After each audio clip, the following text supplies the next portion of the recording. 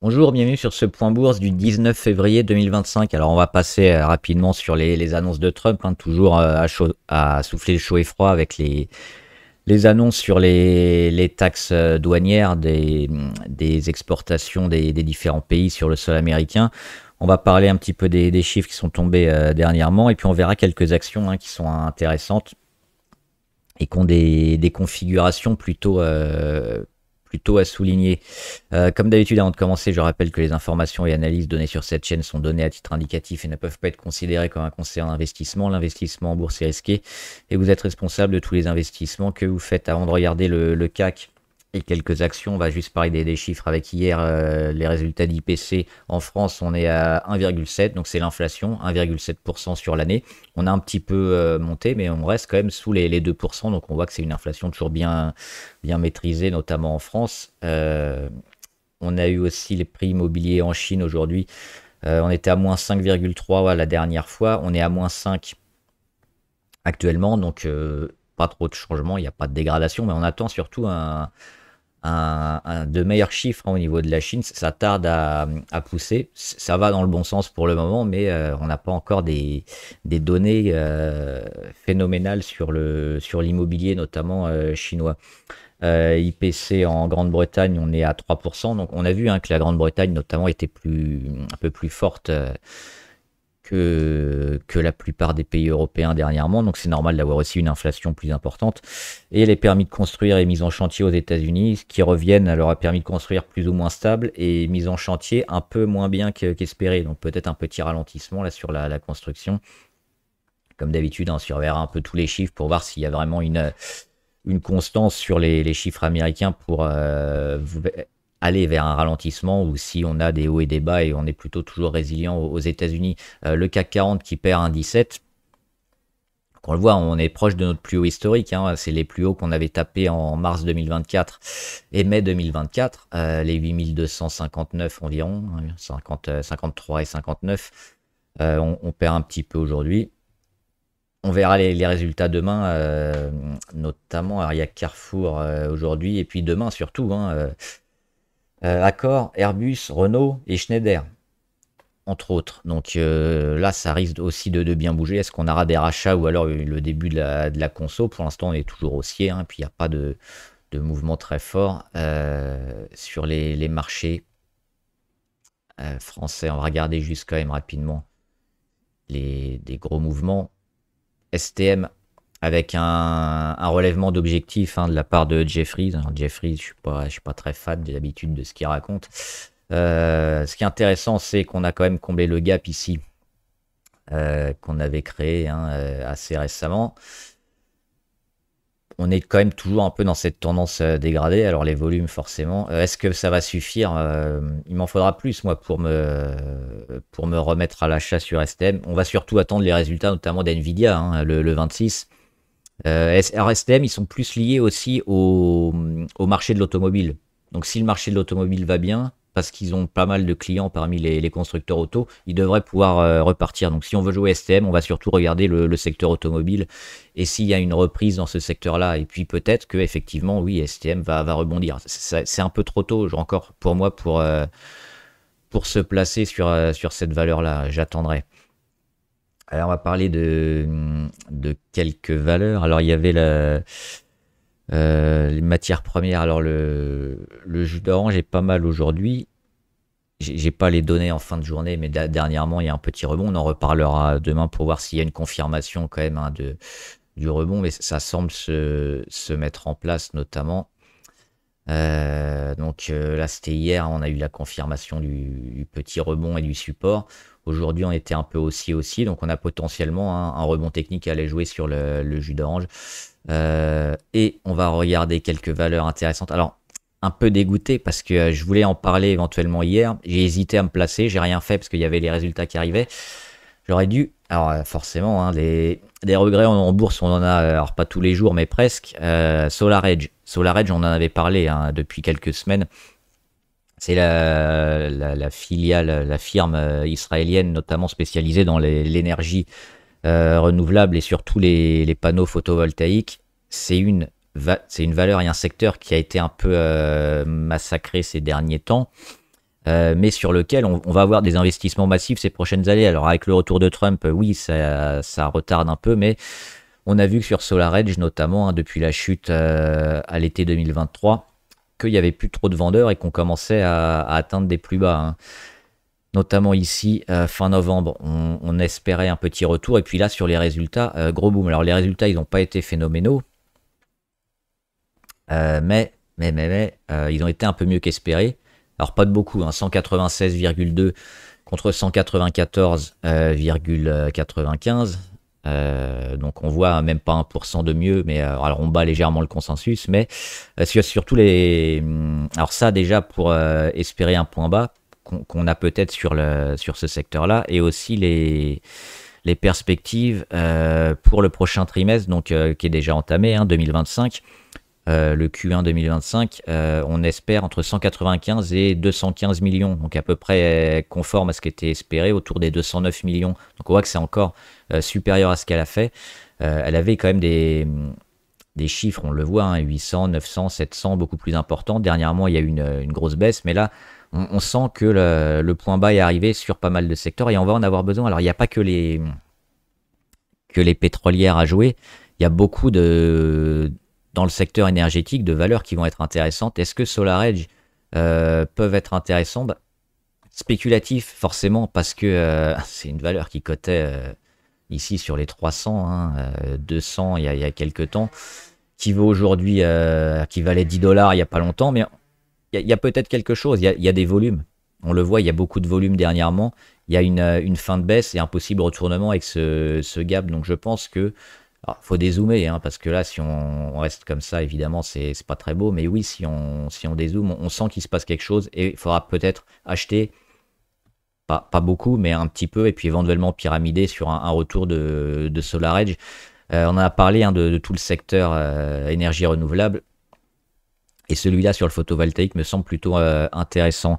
On a également, alors, ArcelorMittal. On peut jouer éventuellement la paix, hein, la paix entre l'Ukraine et la Russie, et la reconstruction aussi, la paix. Alors, ça va encore mettre quelques semaines, hein, mais souvent on anticipe. La reconstruction de l'Ukraine va passer par pas mal d'entreprises, dont les sidérurgistes et les aciéristes. On a ArcelorMittal qui déjà va mieux sur les résultats. Moins de pression de la part de la Chine, elle pourrait profiter aussi de la reconstruction Ukraine. Donc ça, c'est toujours une valeur déjà sur laquelle on était positif, et encore plus maintenant avec la possible paix qu'on peut avoir en Ukraine. Donc on surveille, éventuellement on rentre sur Arcelor, et il y a également AMG. C'est à Amsterdam aussi. C'est pareil, hein, c'est dans la sidérurgie. AMG Critical Matters. Hop. Advanced Metallurgical Group, hein, c'est pareil, c'est le même nom. On a quoi? On a le support ici autour des 13 sur AMG, et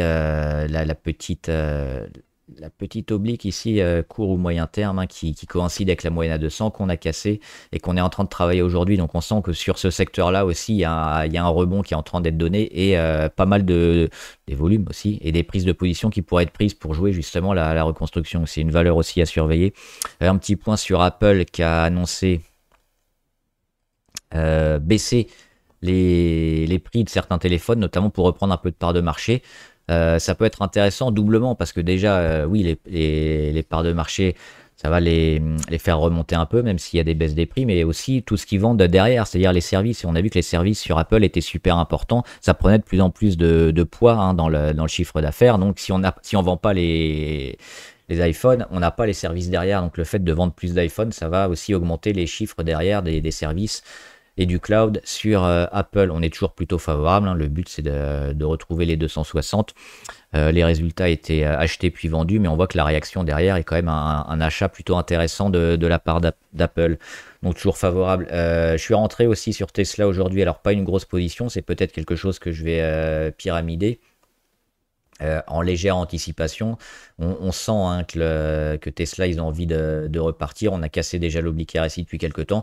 On attend demain, après-demain, la cassure ici, enfin l'inversion de tendance niveau MACD, le retour des histogrammes, c'est peut-être pour bientôt, ce sera probablement un signal d'achat et le véritable signal, on l'aura peut-être sur cassure ici de l'oblique court terme et de la résistance à 384, donc c'est ces niveaux-là, hein, 375, 385 environ, à casser ces prochains jours. On attendait les 313, on a eu une première réaction juste au-dessus, hein, sur les 328. C'est ce niveau-là de août 2022.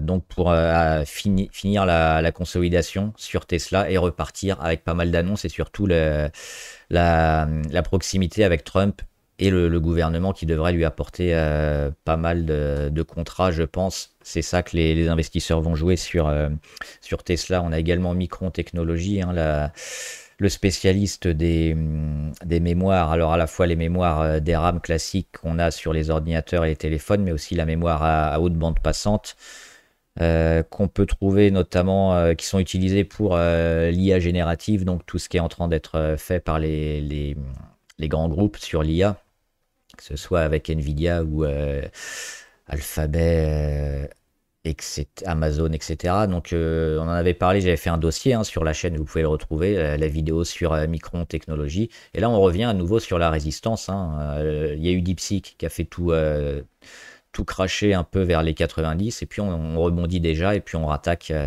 Mais je suis toujours positif, et toujours une valeur qu'on suit. On attend effectivement le débordement des 108, 110 pour lancer peut-être enfin la séquence haussière sur Micron. Et puis si on veut revenir en France, on a peut-être des valeurs intéressantes comme Fnac Darty avec le rachat de Kretinsky dernièrement, hein, le milliardaire tchèque, qui avait repris le groupe en pleine déconfiture et qui est en train de plutôt redresser la barre, on le voit. Alors un rebond technique sur les 34,8 qui avait été un échec, et derrière beaucoup d'échecs sur les mêmes niveaux, les 30.2 environ. Août 2024, septembre 2024, octobre 2024, décembre 2024, février 2025, et là on passe 1 jour, 2 jours, 3 jours, 4 jours au-dessus, donc confirmation peut-être, c'est au-dessus aussi également de toutes les moyennes, dont la moyenne à 200, donc c'est peut-être enfin le vrai démarrage pour Fnac Darty. Et généralement les investissements de Kretinsky sont plutôt intéressants, donc lui qui était rentré au capital ces derniers temps, il y a des chances que Fnac repartent vers le haut aussi, plutôt une action long terme, hein, là aussi. ST Micro, on en a parlé. On peut parler aussi de Nexans qui a donné ses résultats, qui ont été bien achetés. Hop, on fait une mèche basse. Alors, résultat gap haussier, on fait une mèche basse dans la matinée, et puis tout racheté. Donc, il n'y a pas de gap, ça c'est plutôt bien. Mais on est toujours, hein, sous cette moyenne à 200. Et puis, par rapport aux concurrents, comme Prismian par exemple, ils ont quand même largement sous-performé. Donc c'est une première étape, il en faudra d'autres pour être positif, et il faudra notamment revenir sur les 115 et confirmer sur les 115. C'est une valeur sur laquelle j'étais investi, je ne suis pas resté parce qu'on avait quand même des gros signaux baissiers. Est-ce qu'on va les annuler ces prochains jours? Peut-être, mais il faudra retrouver, hein, les 115. Et une dynamique intéressante. Il y a eu pas mal de retard aussi sur des contrats, notamment offshore. Mais là, on voit que sur l'énergie, hein, sur la construction énergie, ça revient bien. Donc, certaines valeurs comme ça, comme SolarEdge, comme Nexans, peuvent être intéressantes, un peu anticipées aussi. Et puis, juste pour parler d'Intel, il y a des rachats, notamment de Taiwan Semiconductor et de Broadcom, qui pourraient faire une OPA parce que Intel, ils sont complètement plantés sur l'IA. Ils n'ont pas réussi à prendre le chemin en cours de route. Ils ont licencié des milliers de personnes. Ils ont des problèmes financiers, donc le cours est passé de 50 euros, même avant, hein, à 60, mais bon, on était à 50 euros fin 2023, début 2024, à 20 euros, donc on a perdu, hein, plus de la moitié. Et dernièrement, il y a des rumeurs d'OPA et de rachat, donc c'est pour ça que le titre est en train de flamber un peu, hein, parce que là, récemment, on a pris 40%. Aujourd'hui, on est à plus 34%. Donc c'est ça. S'il y a effectivement une offre, hein, une OPA, ça pourrait encore flamber un petit peu. Si par contre ça se retire parce que Intel, c'est pas intéressant pour Broadcom ou Taïwan, ça rebaissera. Donc c'est spéculatif, c'est éventuellement à jouer. Si vous suivez le dossier et êtes intéressé par ce genre d'achat. Et enfin, on va regarder les valeurs abonnées avec On va pas tout refaire, on va faire celle qu'on n'avait pas fait dernièrement. Estée Lauder, ça fait peur, hein, Estée Lauder. Grosse tendance baissière de fond depuis 2022. On était bien hein, entre 2020 et 2022. Et puis début 2022, boum, on descend, on fait que descendre. Et dernièrement, gros gap baissier ici au mois d'octobre. Et on essaye, alors est-ce qu'on... Ouais, je crois qu'on l'a comblé ici. 86,32, ouais. Il est comblé le 27 janvier. Mais on reste en dessous. Et on en met un deuxième ici, un petit. Faudra attendre beaucoup de semaines, beaucoup de construction encore pour devenir positif sur Estée Lauder et probablement à nouveau un cours au-delà des 86, 87 pour être positif. Pour l'instant, c'est négatif. NIB, Industrier AB, ça doit être en Suède. Et ils font, qu'est-ce qu'ils font? Développement, fabrication et commercialisation de solutions de chauffage domestique et industriel. Alors là aussi, la figure est mauvaise. Par contre, on sent les rachats ici sur support autour des 40. Les tentatives de sortie, parce qu'on a cassé plusieurs fois la moyenne à 200, on y revient. Là, encore une fois, il y avait peut-être des annonces avec un gap haussier, mais qui n'a pas tenu. On sent qu'on n'est pas loin, mais là aussi, il ne faut pas anticiper hein, ce genre de retournement. Il faut attendre de voir ce qui se passe là et qu'on ait effectivement hein, une cassure à la hausse, probablement aux alentours des 50, 52, 54, avec des gros volumes, une confirmation, peut-être pour se placer. Là, la tendance est à la construction, peut-être au retournement, mais encore une fois, c'est anticipé. Reworld Media, je crois qu'on l'avait déjà fait, hein, c'est baissier aussi. Hein, on n'a que des plus hauts de plus en plus bas. Donc sous les 1,88, a priori, il n'y a toujours rien à faire. Alors Super Microcomputer, j'ai pas vu les annonces. Il y avait eu des annonces spéciales sur eux, mais ouais, c'était inquiétant ce qu'on avait notamment en 2024 où ils ont fait que baisser. Il y avait aussi des suspicions un peu de fraude, je crois, sur SMC. Et puis là, récemment, ça a bien explosé. Et ce qui est intéressant, c'est qu'on avait un petit gap ici sur les 51,35 qui était une zone de résistance. On n'a pas arrêté de venir la frôler et jamais la taper. Et ben on l'a enfin dépassé hier.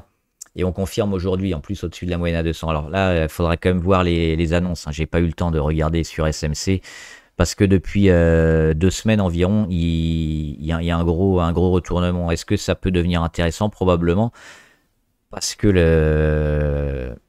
le technique, hein, comme ça, nous donne quand même des gros signaux de rentrée, notamment depuis le 5 février. Donc, qu'est-ce qui se passe depuis le 5 février? Il faudra vérifier les annonces. Mais oui, techniquement, on redevient beaucoup moins risqué. Il y a aussi cette longue oblique ici de mars 2024 à juin 2024 qui vient d'être cassée également, donc qui coïncide avec le support à 51, avec l'ancien gap à 51,35. Donc, cette zone-là, c'est une zone clé. Il y a des volumes soutenus depuis un moment.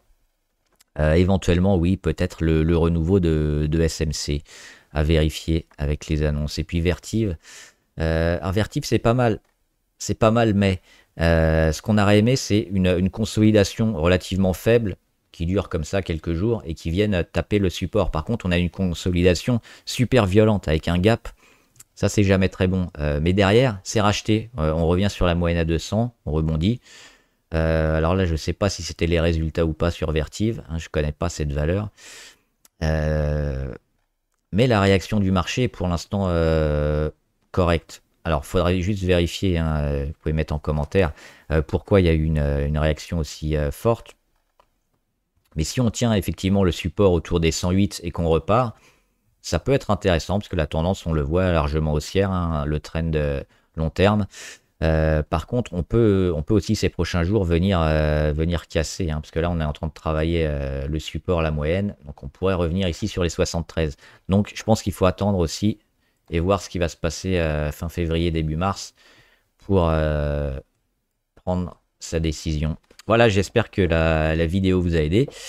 Les Chinoises sont toujours plutôt bien au niveau des véhicules, hein, RAS.